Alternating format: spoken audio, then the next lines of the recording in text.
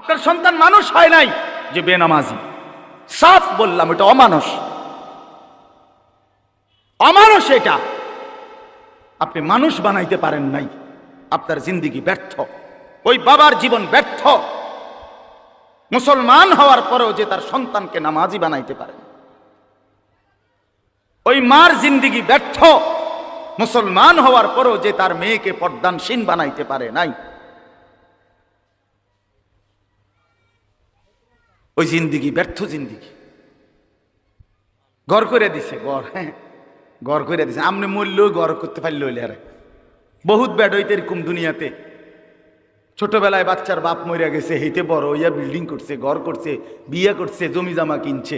এটি অসুবিধা নেই, আপনি মরিয়া দেখেন হেইতে পারবো? বলেন এরকম নাই তো? আপনি একেবারে উল্টাই লাইছেন, ঘর করে দিছেন।